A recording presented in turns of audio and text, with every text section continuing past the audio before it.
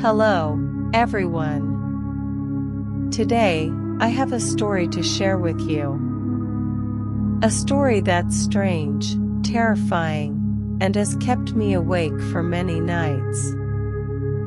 Have you ever heard the saying, "Don't pick up coins from the ground"? I mean those coins just lying there, still, on the street, on a pathway. No one knows where they came from, or who dropped them. Have you ever wondered, why are we told not to pick them up?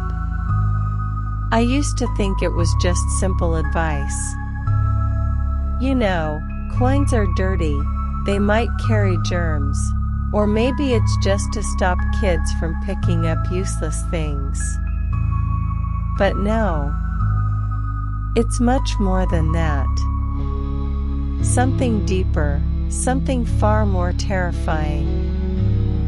And I learned this the hard way, in a way I'll never forget. It all started a few months ago. I remember it clearly. That night, it was pouring rain. The wind was so strong it bent the trees along the road. I had just finished a late shift at work. I'm a barista at a small coffee shop in my village. That night, we had a lot of customers, so I stayed to help close up.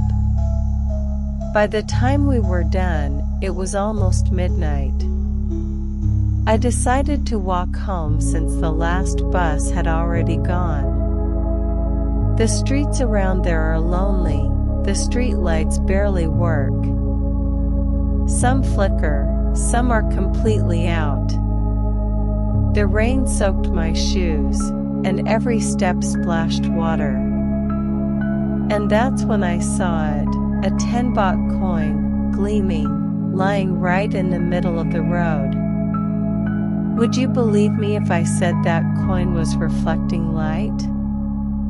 Even in the heavy rain, even with barely any street light. It looked clean, brand new, not a single scratch. I stood there, staring at it for a while, thinking, why is it here? Who dropped it? Or, did it just appear?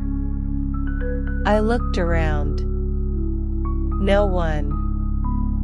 The street was empty. Just me, the rain, and that coin. I didn't think much of it at the time. I just felt it would be a waste. 10 baht is still worth something, right? So I bent down and picked it up. The moment my fingers touched the coin, it was cold. So cold. Not like a normal coin. It was so cold I flinched, like ice running through my fingertips. And right then, I felt something. A breeze brushed the back of my neck, soft but freezing. Even though the rain was so heavy there shouldn't have been any wind. I turned to look around. Nothing. But that feeling didn't go away. It was like someone was standing close to me, watching me. I shook off the thought, slipped the coin into my pocket, and hurried home. But you know what? From that moment on, everything in my life changed. The first night after I brought that coin home, I had a dream. I dreamed of a woman. She was standing in front of my house, wearing a tattered white dress, her long hair covering her face. She didn't say anything. She just stood there, one hand pointing at me, the other holding something. I couldn't see it clearly, but I felt it. It was the coin. I tried to shout, to ask who she was, but no sound came out. my mouth wouldn't move. My body wouldn't move. It was like something was pinning me down. Then, suddenly, she vanished.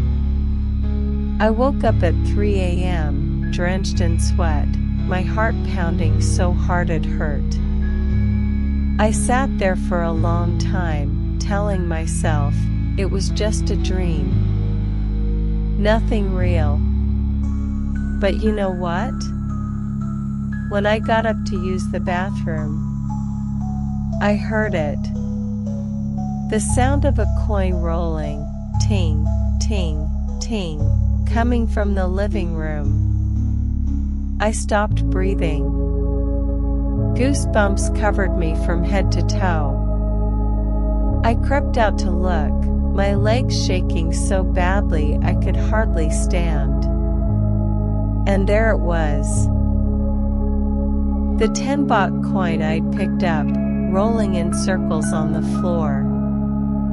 Slowly, steadily, even though there was no wind, even though no one touched it. I screamed so loud it echoed through the house. My parents rushed downstairs. "What's wrong?" my dad shouted. I pointed at the coin, but by the time they got there, it had stopped. Completely still. Silent, like nothing had happened. My dad walked over, picked it up. "It's just a regular 10-baht coin, isn't it?" he said. My mom added, "You're probably just tired. Go back to bed." But I knew. I knew it wasn't just a coin.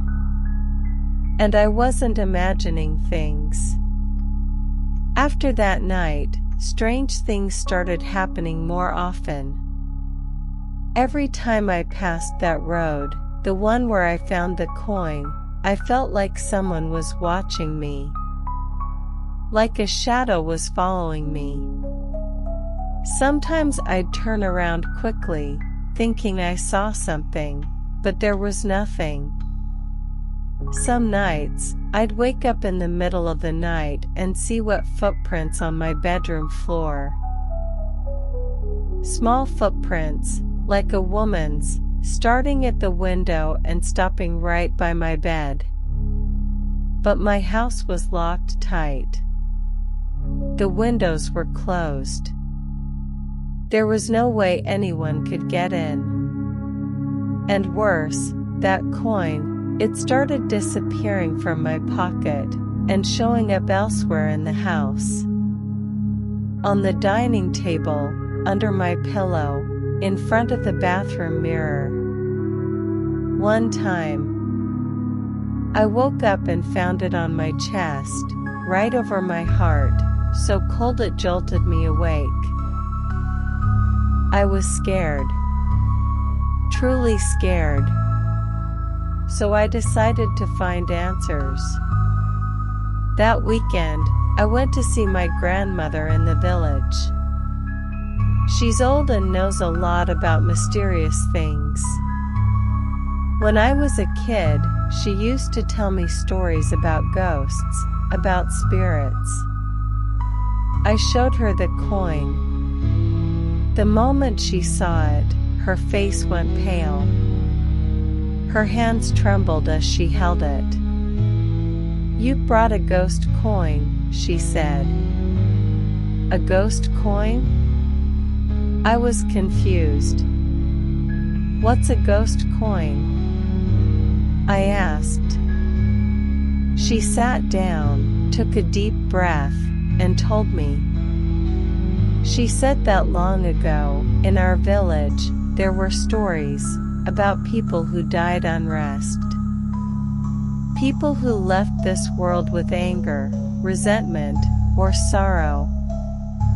They would leave behind a coin. A clean, shiny coin, a mark, a curse. That coin wasn't just money. It was something that tethered their spirit. Whoever picked it up would be haunted. Haunted until the ghost got what it wanted from that person. I asked, "What does it want?" She went quiet for a long time, staring out the window, then whispered, "The soul of the one who took it." I got chills. "What do I do?" I asked. She said, "You have to return it. Take it back to where you found it. Apologize. But if the ghost doesn't accept, you might not escape." I came home terrified. That night, I couldn't sleep. Every sound in the house, the wind, footsteps, the sound of a coin rolling, it echoed in my head. I started seeing her more clearly. The woman in white, her long hair covering her face. She stood in the corner of my room, watching me. Sometimes she moved closer. I heard her voice, a whisper. Give it back to me." I screamed, covered my ears, but the sound wouldn't stop. I tried everything. I went to the temple, prayed, wore a sacred amulet. I even burned incense to apologize in my house. But the coin wouldn't leave. It stayed with me. Every time I threw it away, it came back. I felt her getting closer. Like she wanted me. Until one night. I couldn't take it anymore. I made a final decision. I would return the coin. I waited for another rainy night. That night, a storm raged. I put on a raincoat, grabbed the coin, and walked to that road, the road where I found it. The rain stung my face. The wind was so strong I could barely walk. I stood at the exact spot, pulled out the coin, and threw it to the ground. "I don't want your coin anymore. Leave me alone." I screamed at the top of my lungs. And that's when I saw her.